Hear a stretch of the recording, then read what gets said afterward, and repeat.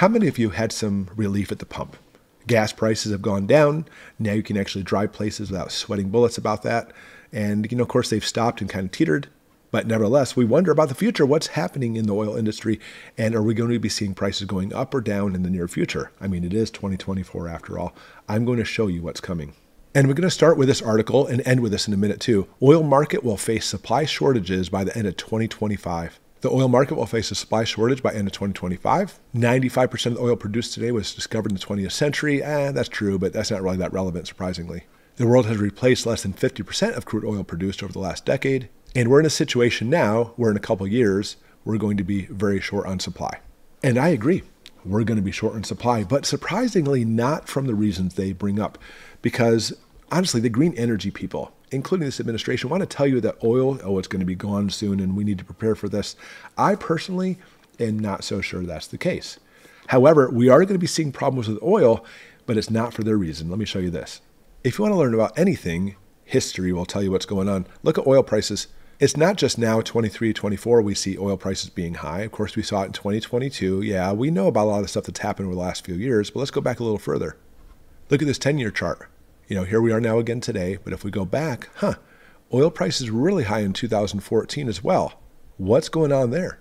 And this article goes back from 2014. Gas prices hit an all-time high for 2014, but the news isn't all that bad. And of course, at that time, they're speculating why the gas prices went up. Do you guys remember this? They talk about summer forecasts, et cetera, all these things happening. But it finally comes down to this. Why did the gas prices go up? Simple. Turmoil in Iraq is blamed for the persistently high gas prices. They call it turmoil in Iraq.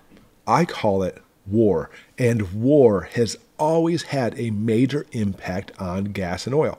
World War II, there were major shortages. You had to have rations to be able to get gasoline to go places.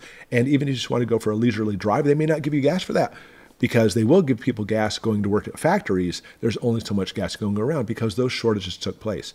Interesting now that we've seen serious gas problems in the last 3 years, as now we're ramping up for what seems to be World War III. But again, I mentioned history teaches us lessons. So let's look back for just a moment at World War II. This is very interesting. Oil and War, 10 conclusions from World War II. And we're not going to go through every single one, by the way. And they say, and I agree with this wholeheartedly, by the way, the Second World War was decided by oil. And historians will tell you, of course, this is exactly what happened. And it's the exact reason today we have a strategic reserve in place in case we go to war again. Why? It's so simple. War machines run on oil products. Fighter planes, bombers, tankers, battleships, submarines, etc. And this is the reason why the Navy, for the larger ships, went nuclear, so we don't have to depend on oil.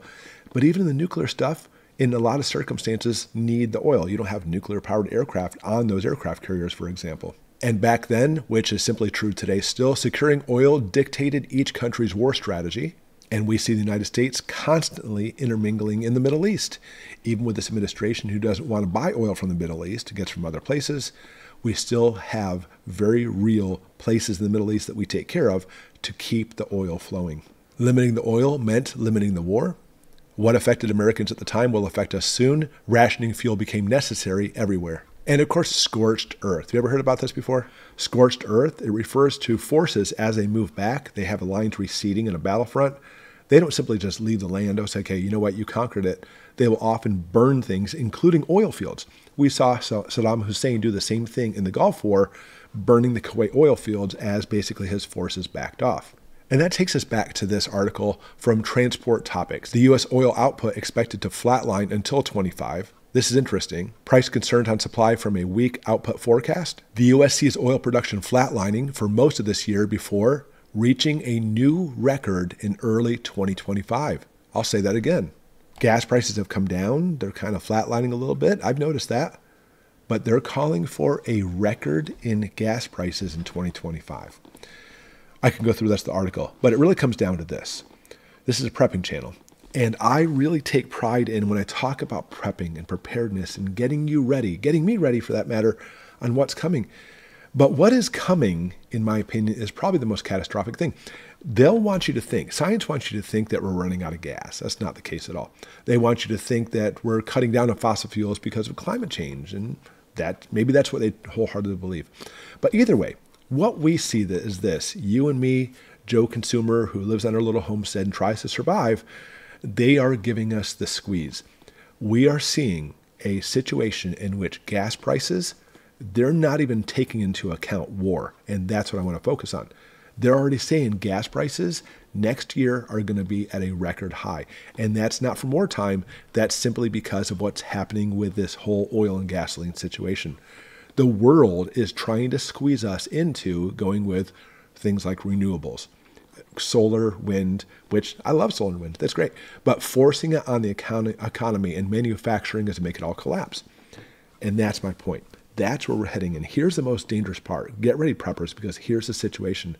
As they squeeze us even more, as they're trying to make the records for 2025, trying to get the gas prices high because they don't want you to have a gas-powered car, a gas-powered generator. We're already seeing it in some states in the United States. It's going to be illegal to buy things new at that time. It is coming. They are pushing us into an electric world with a grid that can't handle it. So what's going to happen? Are we going to be forced to switch over and go without?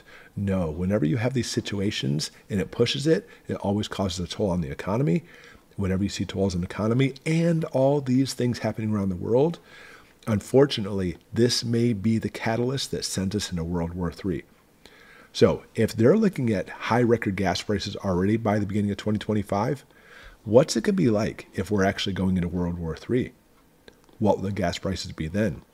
Will we even be able to get any? Because they're already talking about by 2030, practically speaking, they don't want people to have private ownership of cars anyway. This may be all they're playing to squeeze us. So even if you just yesterday bought a new car, I love my new car and I paid it with cash, I can't wait.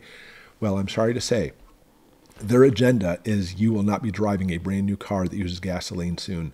They're trying to take that away from us. So as preppers, we have to be prepared. And this is, again, I take pride in helping people prepare. But in this situation, I'm not sure how to prepare for this because you know what?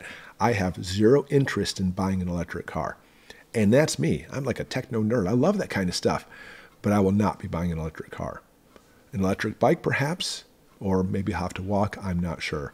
What are you going to do about this? Because this is a very real probability of what's coming, and we have to be ready. Please put it in the comments below. And as a community, let's discuss what our options are. Because, you know, in a lot of ways I look at it, I don't think we have a whole lot of options.